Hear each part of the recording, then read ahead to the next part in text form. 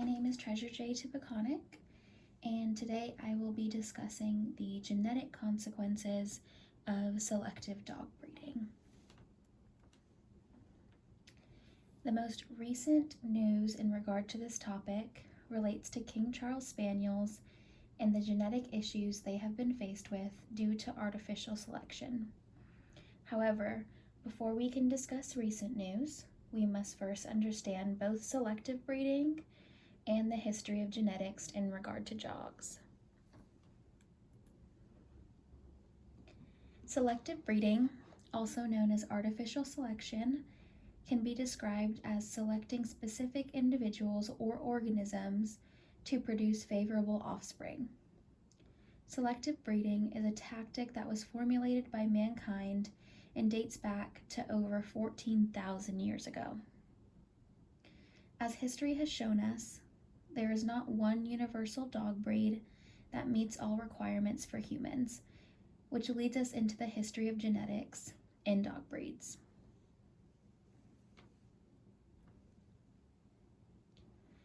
All dog breeds derive from one species, the gray wolf.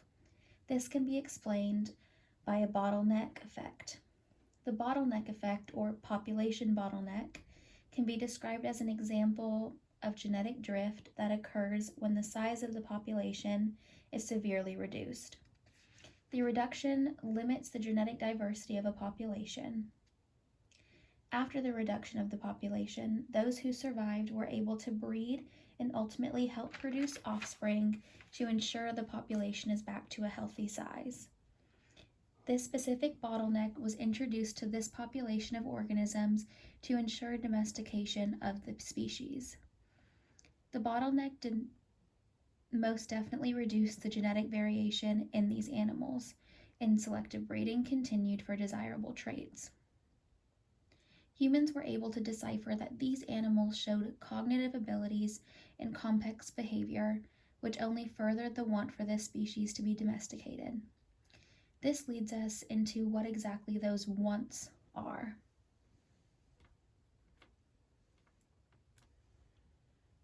From what we have spoken about so far, I'm sure you've come to understand that selective breeding can be harmful.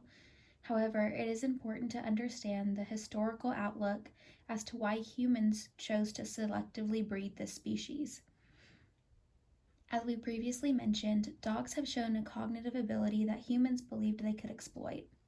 These reasons were things such as agriculture, guarding, physicality, or companionship.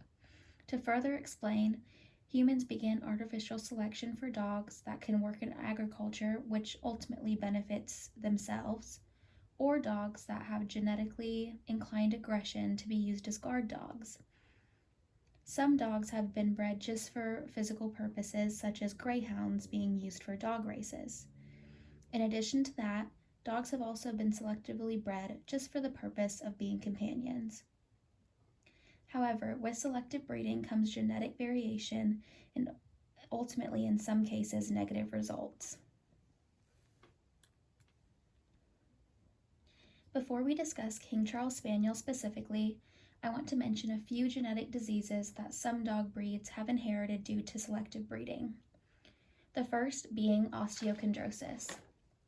Osteochondrosis is most common in large dog breeds. It occurs when bones grow too quickly and there is a disruption of blood flow due to how rapid the bone growth is. Osteochondrosis ultimately results in cracked bone or cartilage in the joints of large breeds such as Great Danes and Rottweilers. This typically requires medical treatment. Osteochondrosis is visualized by image A on this slide. Another inherited disease is vertebral degeneration. Vertebral degeneration is most common in long-backed breeds, such as dachshunds and corgis. Vertebral degeneration can be described as hardening or thinning of a spinal disc.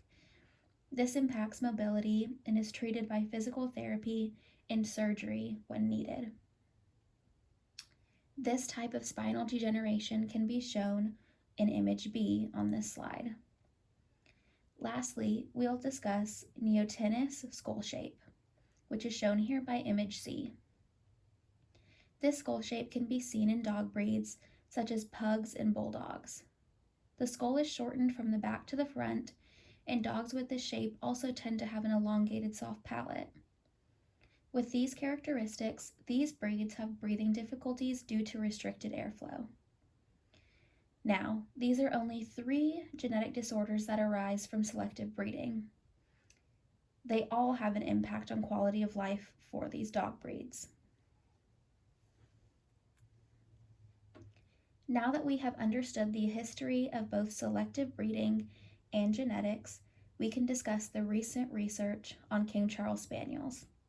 This study was published in September of 2021. We find here that attempting to keep the purity of King Charles Spaniels in their breed, meaning that selective breeding, has led to genetic mutations in the breed itself. This harmful genetic variation has resulted in myxomatous mitral valve degeneration, or MMVD. The mitral valve is located between the left atrium and the left ventricle. Blood passes from the left atrium through the mitral valve into the left ventricle. The mitral valve then closes when the left ventricle contracts, preventing blood from flowing backwards into the left atrium.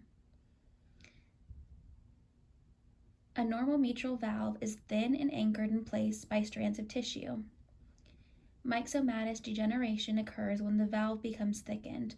The thickening of the valve prevents complete closure, allowing blood to flow backward into the left atrium.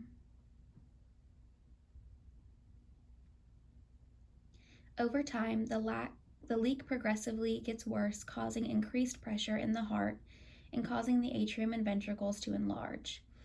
Eventually, the heart will no longer be able to pump blood efficiently.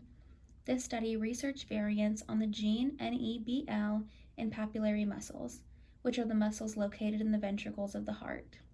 They studied this gene in multiple breeds of dog to understand the genetic variation that it contributes to MMVD. After research was conducted, the results showed that King Charles Spaniels are more genetically susceptible to MMVD than any other breed. Ultimately, this is one of the many experiments that have been conducted to analyze genetic results in dog breeds. However, it is important to remember that selective breeding can lead to genetic consequences for these animals.